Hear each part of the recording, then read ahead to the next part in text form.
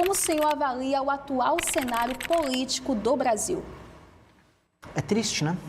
É triste. O cenário político do Brasil é o maior escândalo de corrupção da nossa história, que é o escândalo do Banco Master, pegando gente de todos os lados. Descobriram agora que o Caiado, pré-candidato a presidente, inclusive um cara que eu admiro, participou comigo do impeachment da Dilma, agora ele também recebeu o Vorcaro e foi convencido pelo Vorcaro a mudar de certas posições.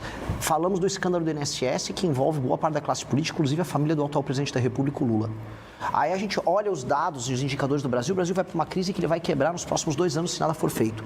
Segurança pública, o crime organizado tomando todos os estados, especialmente do Nordeste. Rankings internacionais de educação, o Brasil caindo pelas tabelas, desempenho horroroso. Então nós estamos muito mal, o cenário político é muito ruim. E aí o que as eleições têm? As eleições mostram Lula concorrendo para a reeleição, graças a Deus as pessoas despertando, e eu estou rodando no Nordeste, e eu estou vendo aqui no Nordeste as pessoas despertando para o problema que é o lulismo, o fato que eles não têm nada a entregar. Flávio Bolsonaro, que é membro de uma família que é envolvida em escândalos de corrupção, ele próprio é envolvido em escândalos de corrupção, é um homem muito problemático, um péssimo parlamentar, preguiçoso, não sabe votar. Toda vez que vota errado, ele fala que não leu, que se esqueceu ou que apertou o botão errado. Votou agora numa agenda completamente contrária dos eleitores dele e estava negociando agora a nomeação do Messias, que é o Bessias, que é um aliado do Lula, para o STF. Ou seja, os nomes são muito ruins, infelizmente. Então, o cenário do Brasil é se ficar o bicho come, se correr o bicho pega. Só que tem a gente para enfrentar o bicho. E eu estou rodando o Brasil para despertar as pessoas para esse problema que nós estamos vivendo. Falando em despertar, o senhor acha que ainda a população brasileira está muito presa ainda ao lulismo, ao bolsonarismo?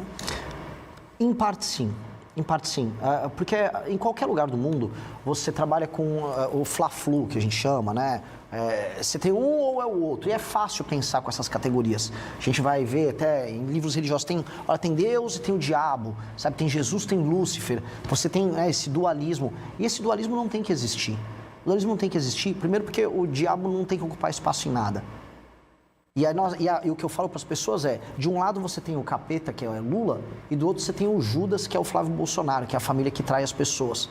Então nós temos que ter um outro caminho. E não é nem terceira via, é a única via. Quais são os problemas do Brasil, independente se você é de esquerda ou de direita. O que nós temos que resolver para ter estrada que funciona, para ter moradia, para acabar com as favelas, para fazer a economia crescer, para fazer as pessoas saírem do Bolsa Família. Eu não quero, assim, uma das coisas que rolam muito no Maranhão é assim, não, um monte de gente na minha cidade está com o Bolsa Família. Eu não quero que as pessoas estejam no Bolsa Família. Falo olhando para a câmera. Eu vou diminuir o número de pessoas no Bolsa Família. Aqui no Maranhão, marmanjo que está ganhando Bolsa Família com 25, 26 anos, achando que é legal, só que vai fazer um bico, vou botar você para trabalhar, vai ralar, vai ter frente de trabalho na tua cidade, papo reto, entendeu? E vamos fazer a atividade econômica crescer. Aqui no Maranhão, uma dica para as pessoas, o maior ICMS do Brasil, que é o Imposto de Circular Mercadoria e Serviço, é o mais alto do Brasil. Como é que um estado tão pobre como o Maranhão cobra o maior imposto e não entrega nada com esse imposto? Uma das piores educações, uma das piores sistemas de segurança que a gente tem no Brasil, está no Maranhão, e ainda cobra um imposto tão alto. Então, o que eu falo para todo mundo é, se a gente focar no problema, chutar os ladrões que tem no meio do caminho, a solução está aqui. Tanto que o próprio Maranhão, o Maranhão está fácil, tá?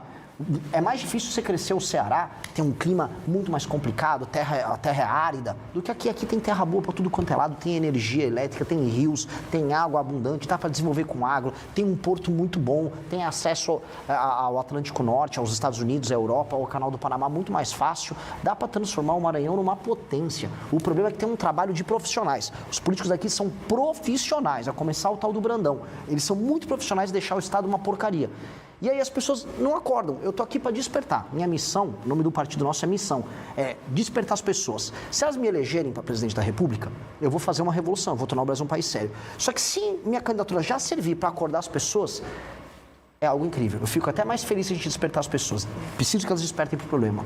Já a gente volta a falar do partido Missão, mas o senhor fala muito em fundir os municípios. Como é que isso funcionaria na prática? É alterar 2 artigos da Constituição e permitir que o governo federal faça um plano que pegue municípios pequenos que não se sustentam. Como é que funciona? Quem está assistindo em casa? Tem vários municípios que têm 5, 10, 15, 20 mil habitantes.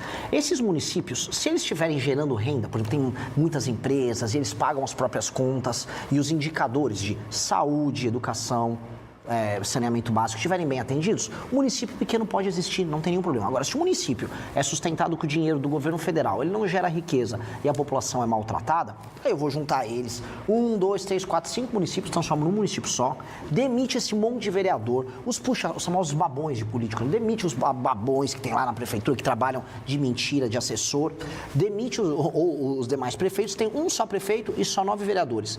E eles não vão trabalhar simples, com a regra que eu estou chamando da reforma administrativa, com lei de responsabilidade gerencial. O que nós vamos fazer é, esse prefeito assume, só que ele tem uma série de metas e indicadores para cumprir. Se você tem só 10% de saneamento básico ou de fornecimento de água, vai ter que subir para no mínimo 30 no mandato dele em 4 anos. Se não subiu para 30, se não melhorou os índices de educação, se melhorou a fila nas UBSs, ele fica inelegível, ele não pode concorrer na eleição seguinte. Ah, não, mas e se ele for popular porque ele fez um show do Safadão? Primeiro que eu não vou deixar ele fazer um show do Safadão, não vai poder comprar voto de ninguém. Segundo, se ele for tentar comprar o voto das pessoas, eu vou prender a pessoa que está vendendo voto e vou prender o político que estiver comprando voto. E terceiro, que ele vai estar inelegível.